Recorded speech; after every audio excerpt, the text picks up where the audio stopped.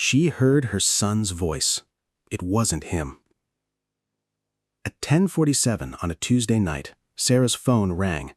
The number was unfamiliar. She almost ignored it. Then she heard a voice she knew better than her own. Mom?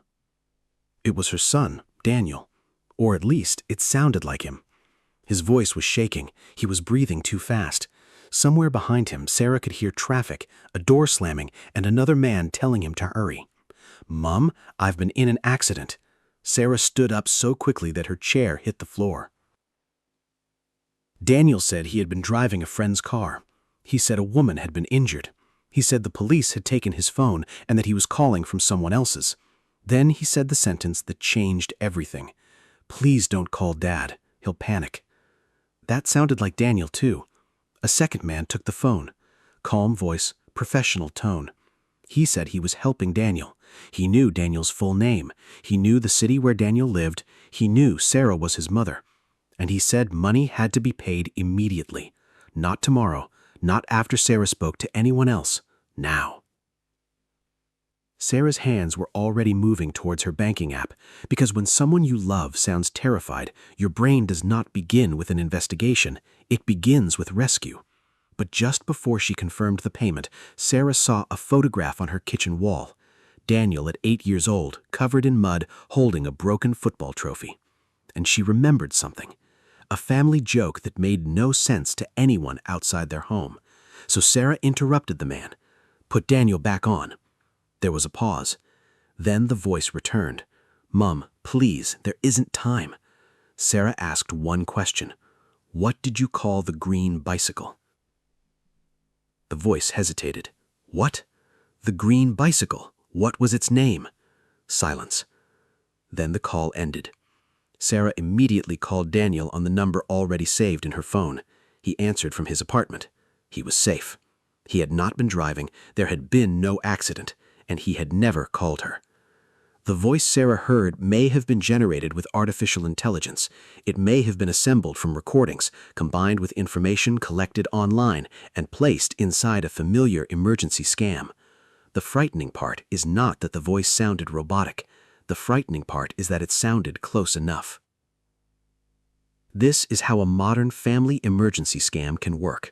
And by the end of this video, you will know how the voice may be created, why intelligent people react before checking, which details reveal the trap, and the family rule that can stop the call in seconds.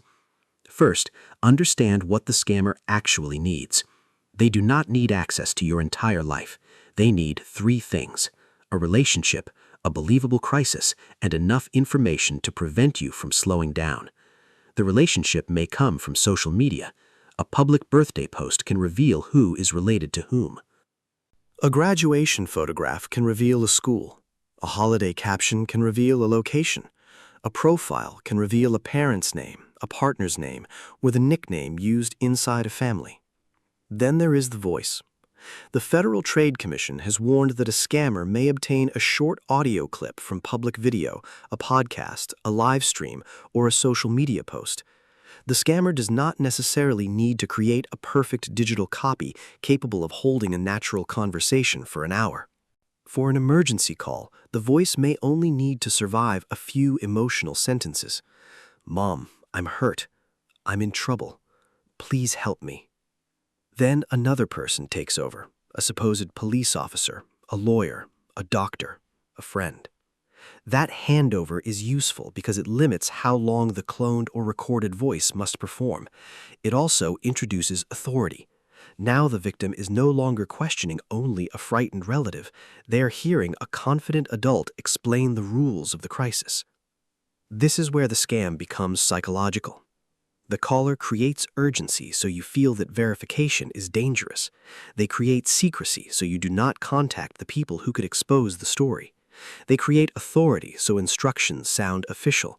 And they create emotional noise so small inconsistencies become difficult to notice. The background sounds matter too.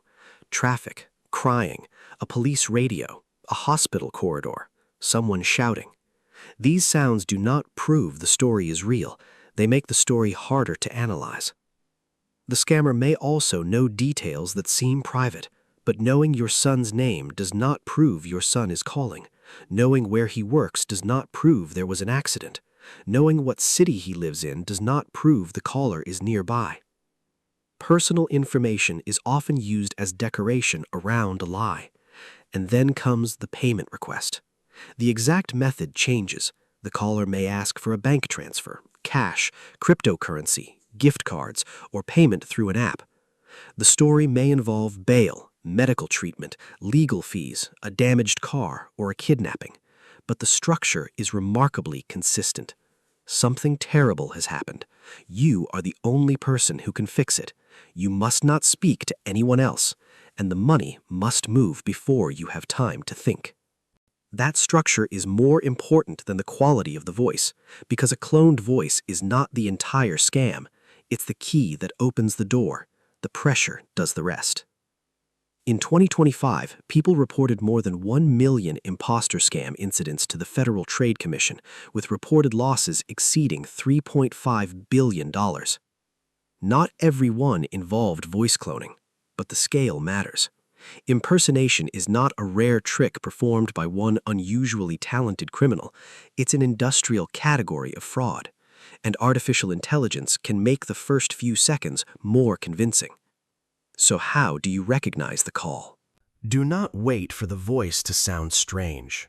Modern generated audio may contain odd pauses, unnatural word choices, mismatched emotion, or a slight delay, but it may also sound very convincing. Voice quality is not a reliable security system. Instead, watch for the pattern. Warning sign number 1, immediate catastrophe. The call begins at the worst possible moment: an arrest, an accident, a hospital, a threat. There is no normal conversation before the emergency, because normal conversation creates opportunities for mistakes. Warning sign number 2, forced secrecy. Do not call your father. Do not contact the police. Do not tell anyone. Secrecy is presented as protection, but its real purpose is isolation. Warning sign number 3, the caller controls every channel. They do not want you to hang up. They do not want you to call back. They do not want you to contact the hospital, the police station, another relative, or the person's workplace independently. A real emergency can survive independent verification. A scam cannot. Warning sign number 4, unusual payment. Gift cards, cryptocurrency, cash handed to a courier, or a transfer to a new account are not made legitimate because the voice sounds familiar. Warning sign number 5, urgency without verifiable details. The caller can describe fear, but becomes vague when you ask for a location, a case number, the name of a hospital, or the identity of the officer involved. And warning sign number 6, the voice sounds right, but speaks wrong. Maybe your daughter always calls you dad, but the voice says father. Maybe your brother would never hide an accident from his wife.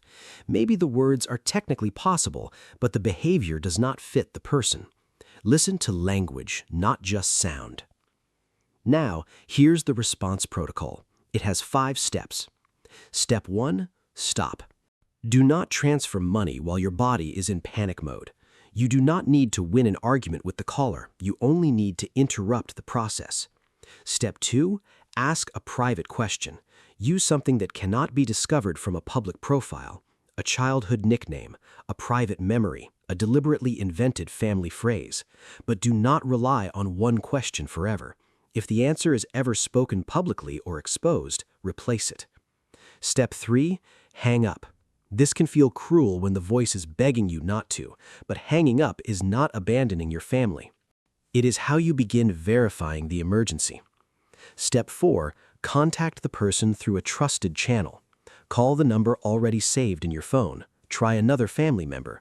Contact a partner, roommate, school, workplace, hospital, or police department using a number you find independently. Do not call a number supplied by the person demanding money, and do not assume the number displayed on your screen proves who is calling. Caller information can be manipulated. And step 5, slow the money down. Banks and payment companies understand fraud pressure. Contact them through their official number. Tell them you suspect an impersonation scam. Ask what protections or delays are available before anything is sent. The FBI also recommends limiting publicly available recordings of your image and voice where practical, reviewing social media privacy, and being cautious about urgent messages requesting money or credentials. But privacy alone is not enough.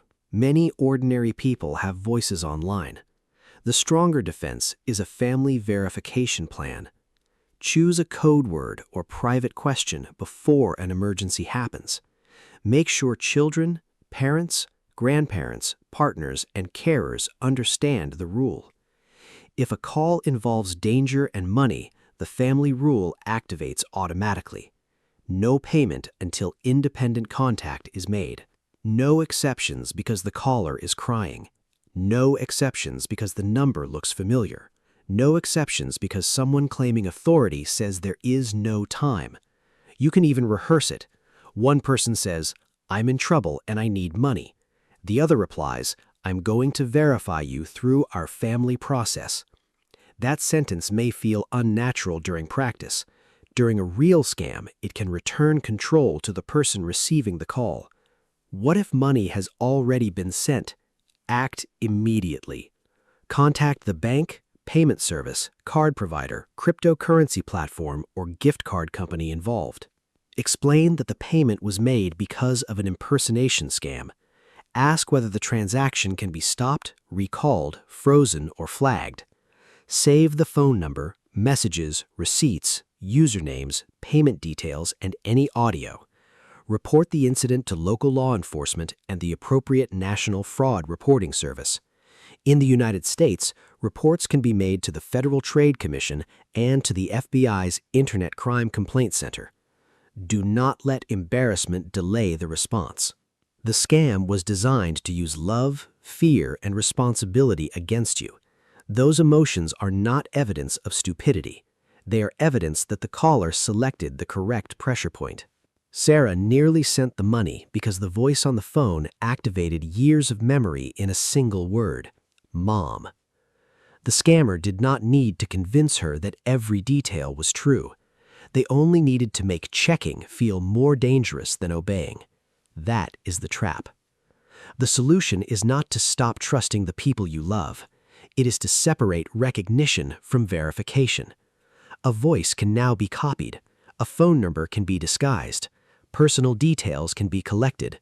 Background noise can be manufactured. But an independent call to a number you already trust is much harder for the scammer to control. So create the family rule before the phone rings. Choose the private question, agree on the verification channel, and remember the sentence that breaks the spell.